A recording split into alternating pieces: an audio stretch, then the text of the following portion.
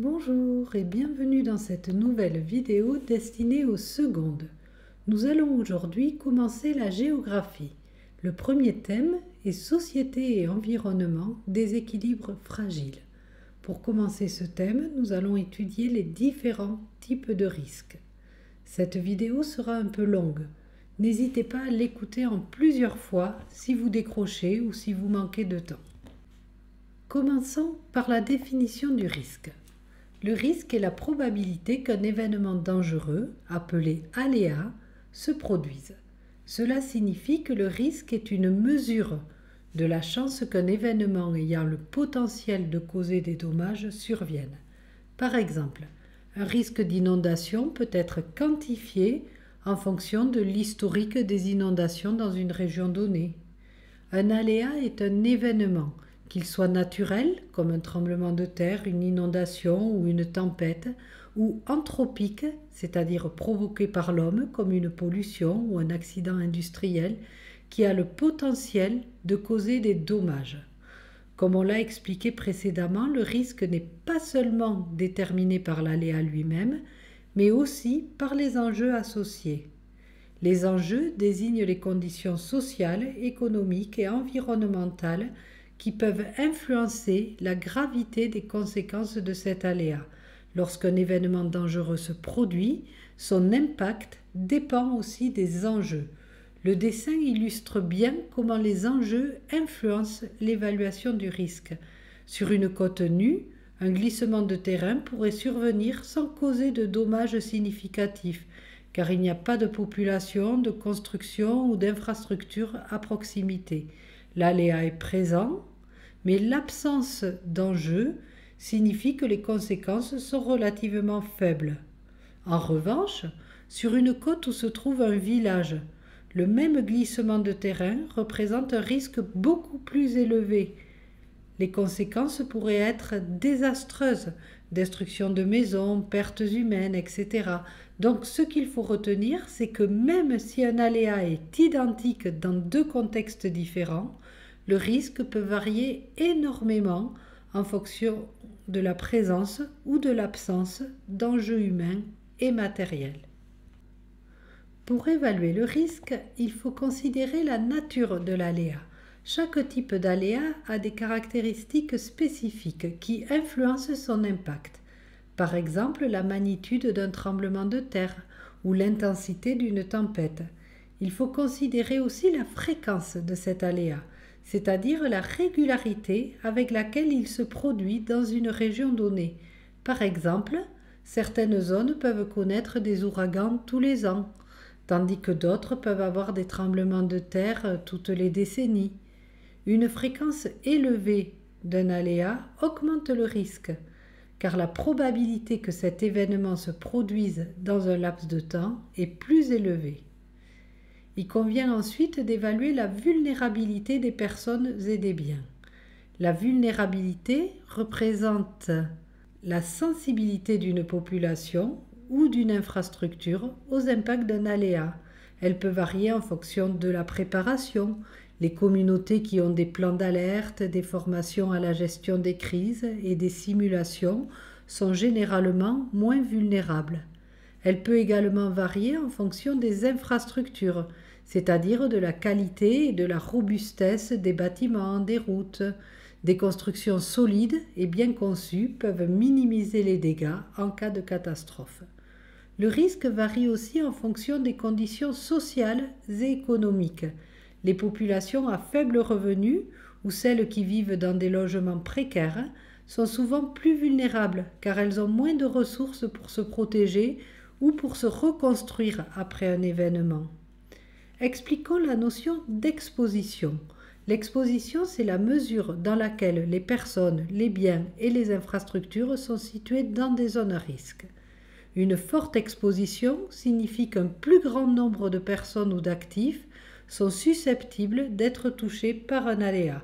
Par exemple, un village construit sur une pente à risque de glissement de terrain est très exposé.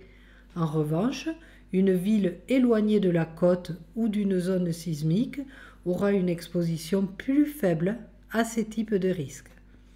Pour utiliser l'exemple de l'illustration, la localisation d'un pont sur une rivière qui a un historique de crue signifie qu'il est directement exposé à l'aléa d'inondation.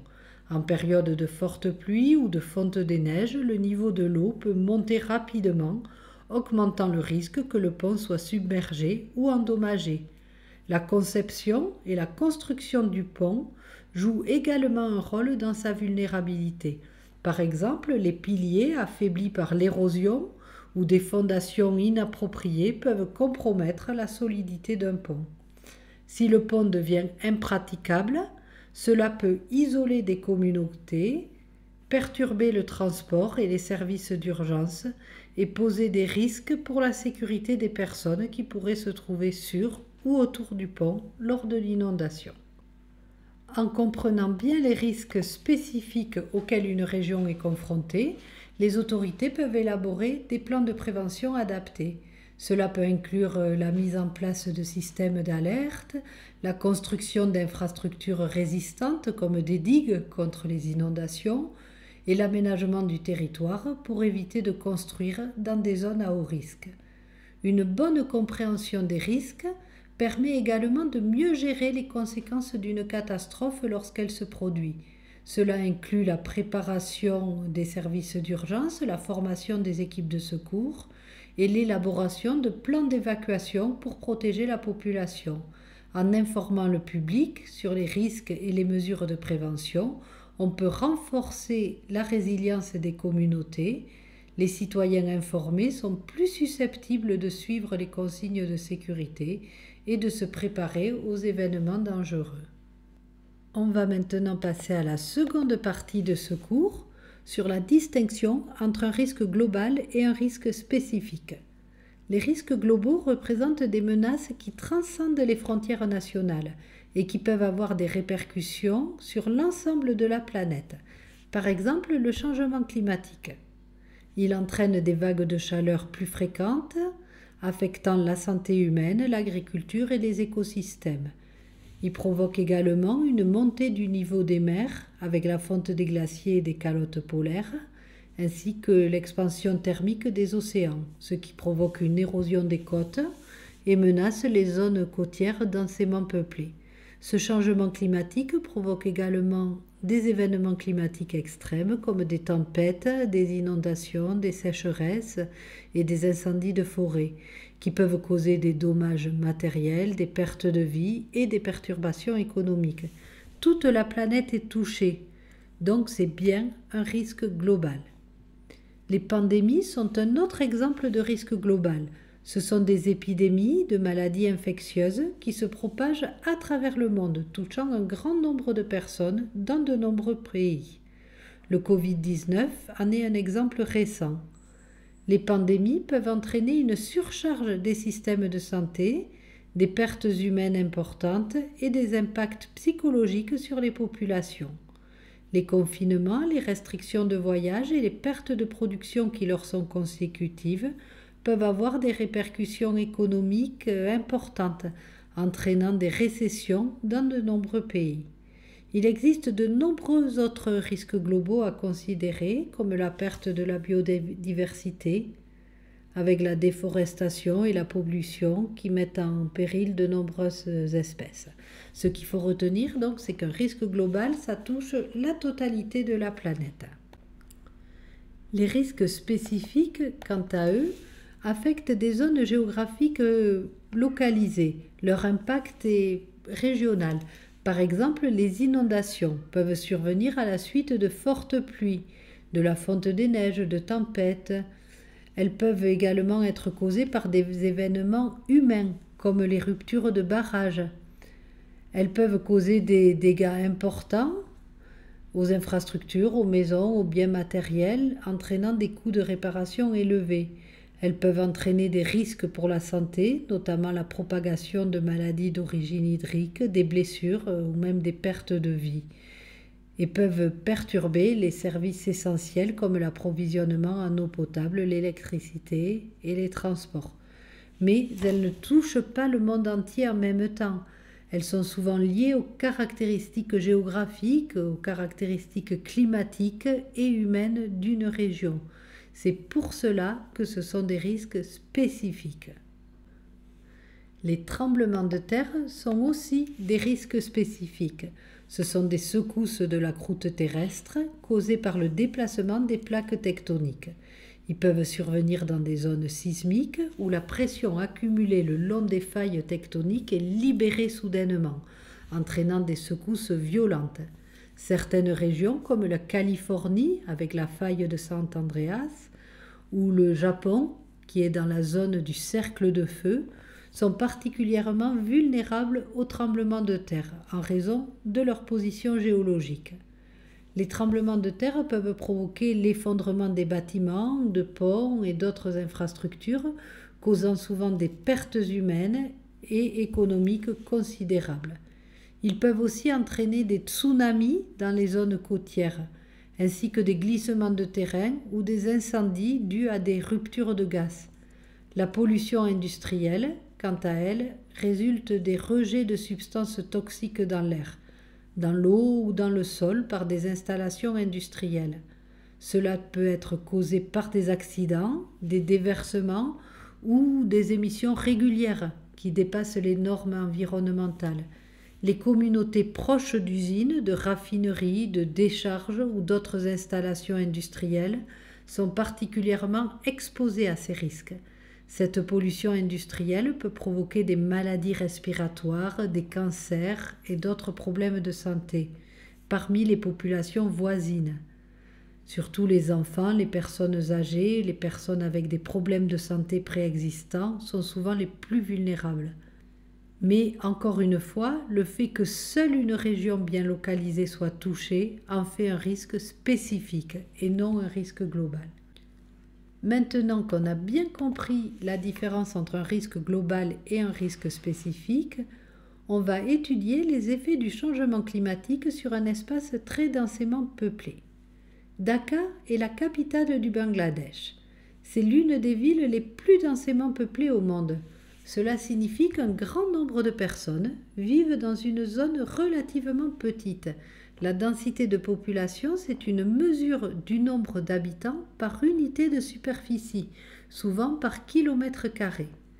Au cours des dernières décennies, Dhaka a connu une urbanisation rapide, car de plus en plus de personnes ont quitté les campagnes pour vivre en ville, attirées surtout par les emplois, l'éducation ou d'autres avantages urbains.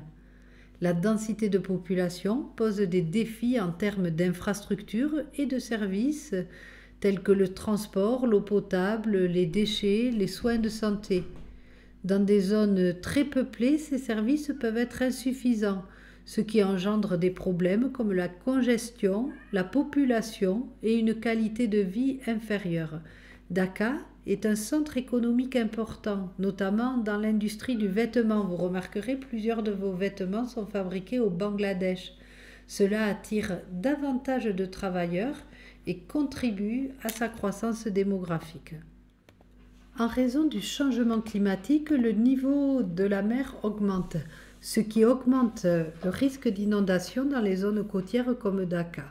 De plus, Dhaka se trouve dans une région où le climat des moussons apporte de fortes pluies pendant la saison des pluies qui dure de juin à octobre. Ces précipitations intenses peuvent entraîner des crues soudaines, faisant déborder les rivières et les canaux qui traversent la ville. Aussi, l'expansion urbaine rapide a conduit à une augmentation des surfaces imperméables, c'est-à-dire les routes, les bâtiments, ce qui réduit la capacité du sol à absorber l'eau de pluie et qui aggrave donc les inondations, car l'eau s'écoule plus rapidement vers les égouts et les rivières, qui peuvent rapidement être submergées. Les inondations causent des dommages importants aux infrastructures, ce qui perturbe les transports, les services de santé et les activités économiques. Ces inondations peuvent forcer les gens à quitter leur maison, provoquant des déplacements de population temporaires ou permanents. Ainsi, ces inondations exacerbent les problèmes déjà présents tels que la pauvreté, les inégalités sociales et les défis liés à la gestion des ressources en eau. Les autorités de Dhaka et du Bangladesh cherchent à mettre en place des mesures d'adaptation et de gestion des risques pour réduire les impacts des inondations, mais cela reste un défi complexe. Les vagues de chaleur à Dhaka sont un autre problème lié au changement climatique. Les vagues de chaleur se caractérisent par des températures exceptionnellement élevées pendant une période prolongée. Elles peuvent être exacerbées par l'urbanisation car les surfaces bâties absorbent et retiennent la chaleur, créant un effet d'îlot de chaleur urbain. Ces vagues de chaleur augmentent les risques de maladies. Les habitants des bidonvilles, qui sont souvent déjà en situation de vulnérabilité, sont particulièrement à risque. Un bidonville, c'est un quartier pauvre, construit sans autorisation, avec des matériaux de récupération. Les résidents des bidonvilles manquent souvent d'accès à des soins médicaux adéquats, ce qui rend difficile le traitement des maladies liées à la chaleur. De plus, ils sont souvent surpeuplés et comme ils sont construits avec des matériaux de récupération, les logements sont souvent inadaptés pour se protéger des températures élevées. Ainsi, les populations vivant dans des conditions socio-économiques défavorisées, comme celles des bidonvilles, sont moins capables de s'adapter aux vagues de chaleur, car elles n'ont pas accès à des ressources pour se rafraîchir, comme l'air conditionné qu'il peut y avoir dans les maisons des riches. De plus, leur état de santé général peut être affecté par des facteurs tels que la malnutrition et un accès limité à l'eau potable. Enfin, pour terminer sur Dhaka, nous allons aborder les problèmes d'eau. Les rivières entourant et traversant Dhaka, comme le Buriganga, sont gravement polluées. De nombreuses industries et ménages déversent leurs eaux usées non traitées dans les rivières, contaminant les sources d'eau. Le manque de gestion des déchets entraîne l'accumulation de déchets solides des poubelles dans et autour des cours d'eau, ce qui aggrave la pollution. Avec la croissance rapide de la population de Dhaka, il y a une pression accrue sur les ressources en eau. Plus d'habitants signifie une demande plus élevée en eau potable. Or, en raison de la pollution et de la demande croissante, l'accès à l'eau potable devient de plus en plus limité. Donc beaucoup de résidents, en particulier encore ceux des bidonvilles, n'ont pas accès à de l'eau propre et potable, ce qui les oblige à consommer de l'eau contaminée, ayant des risques pour leur santé. En effet, la consommation d'eau polluée peut entraîner des maladies d'origine hydrique comme le choléra, la diarrhée et d'autres infections gastro-intestinales qui sont particulièrement graves dans les communautés vulnérables.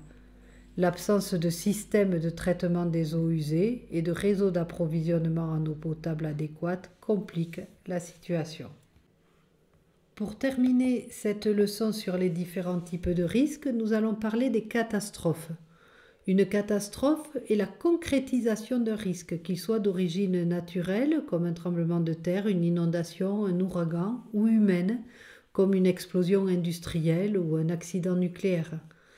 La particularité des catastrophes est que leurs effets sont dévastateurs, c'est-à-dire qu'ils causent des dommages importants aux personnes, aux biens et à l'environnement. L'impact des catastrophes n'est pas uniforme. Il peut varier considérablement d'une région à l'autre et entre différentes populations. Cela est dû à plusieurs facteurs interconnectés qu'on va essayer de détailler. Le premier des facteurs qui influence l'impact des catastrophes est le niveau de développement économique d'un pays. Dans les pays développés, souvent qualifiés de pays riches, on dispose généralement de meilleures infrastructures. Cela inclut des bâtiments plus résistants aux catastrophes, avec des normes de construction strictes, des systèmes de transport efficaces et des réseaux d'eau et d'électricité fiables. Ces pays possèdent également des systèmes de santé avancés, ce qui permet une réponse rapide aux urgences médicales causées par des catastrophes. Par exemple, en cas de catastrophe naturelle, ces pays peuvent mobiliser rapidement des équipes médicales, construire des hôpitaux de campagne et des équipements de secours. Les mécanismes d'urgence y sont bien établis, comme des plans de gestion des crises, des alertes précoces, des exercices de préparation qui permettent de minimiser l'impact des catastrophes. Dans les pays en développement, souvent appelés pays pauvres, les infrastructures sont souvent moins robustes. Cela signifie que leurs bâtiments et leurs routes peuvent être plus vulnérables aux dommages lors d'une catastrophe. Le manque de ressources financières et humaines rend difficile la mise en place de systèmes de santé efficaces. En conséquence, lors d'une catastrophe, les pertes de vie peuvent être beaucoup plus élevées car la population ne peut pas avoir accès à des soins médicaux adéquats ou à des moyens de secours. De plus, les dommages matériels peuvent être bien plus importants car les populations peuvent vivre dans des conditions précaires avec des habitations moins sûres. En résumé, le niveau de développement économique joue un rôle clé dans la capacité d'une société à faire face aux catastrophes. Le deuxième facteur influençant l'impact des catastrophes est la vulnérabilité des populations. Les populations marginalisées sont des groupes de personnes qui vivent en dehors des normes économiques, sociales ou politiques dominantes. Ces populations peuvent inclure des minorités ethniques, des personnes en situation de grande pauvreté, des réfugiés ou encore ceux qui vivent dans les bidonvilles ou les zones informelles. Ces populations, qui vivent dans des conditions précaires, sont souvent exposées à un risque accru lors des catastrophes car leurs infrastructures sont de mauvaise qualité. Les habitations dans les bidonvilles sont souvent construites, on l'a vu, avec des matériaux de faible qualité et ne respectent pas les normes de sécurité. Cela les rend particulièrement vulnérables face aux dommages causés par les catastrophes. Aussi, ces populations marginalisées peuvent ne pas avoir accès à des services de base tels que l'eau potable, l'assainissement, l'éducation et les soins de santé. Cela complique encore leur situation lors d'une catastrophe, car elles n'ont pas les ressources nécessaires pour se préparer ou réagir efficacement. Ces communautés peuvent être isolées géographiquement ou socialement, ce qui limite leur accès à l'information, à l'aide aux ressources en cas de crise. Par exemple, en cas de catastrophe, l'absence de canaux de communication peut rendre difficile l'accès à l'aide d'urgence. En raison de ces facteurs, le nombre de pertes humaines, de blessures graves, de pertes de biens et de déplacements forcés est plus élevé. Le troisième facteur influençant l'impact des catastrophes est l'éducation et la sensibilisation. L'éducation joue un rôle fondamental dans la préparation d'une communauté face aux catastrophes. Cela inclut la connaissance des risques locaux, des mesures de prévention, des protocoles d'urgence. La sensibilisation implique d'informer et d'éduquer la population sur les dangers potentiels et les comportements à adopter en cas de catastrophe. Les communautés qui investissent dans l'éducation et la sensibilisation développent une culture de la prévention. Par exemple, elles peuvent organiser des ateliers, des formations ou des exercices d'évacuation pour enseigner comment réagir en cas de crise. Ces efforts permettent de garantir que les habitants connaissent les risques auxquels ils sont exposés et les stratégies qu'ils doivent adapter pour se protéger. Sur la photo est représenté un exercice de préparation aux catastrophes qui est une pratique courante dans les écoles japonaises, car le Japon est situé dans une zone sismique très active. Pendant ces exercices, les élèves doivent se cacher sous les tables, car cela leur permet de se protéger des objets qui pourraient tomber et de réduire les risques des blessures. Nous aussi, au lycée, on fait régulièrement des exercices de préparation à ce type de catastrophe, car nous aussi, dans les Pyrénées, on est dans une zone sismique, même si elle est un peu moins active qu'au Japon. Le quatrième facteur qui influence l'impact des catastrophes est l'urbanisation, c'est-à-dire la croissance rapide des villes qui entraîne une augmentation de la densité de population.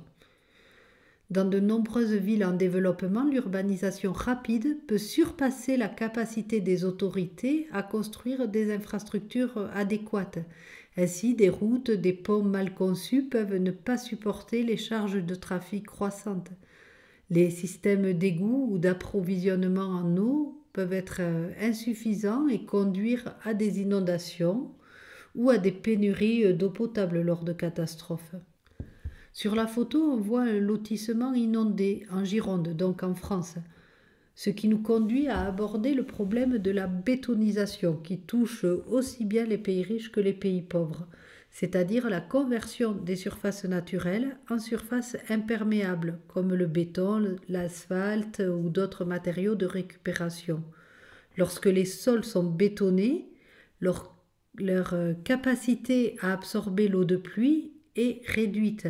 Au lieu d'être absorbée par le sol, l'eau s'écoule rapidement sur la surface dure et aggrave ainsi le risque d'inondation. Enfin, le dernier facteur dont on va parler ici est les conflits et l'instabilité politique. Les régions touchées par des conflits armés, des guerres civiles ou des guerres avec d'autres pays sont souvent dans une situation de vulnérabilité accrue car les structures gouvernementales peuvent être affaiblies ou complètement détruites, ce qui nuit à leur capacité à gérer des crises.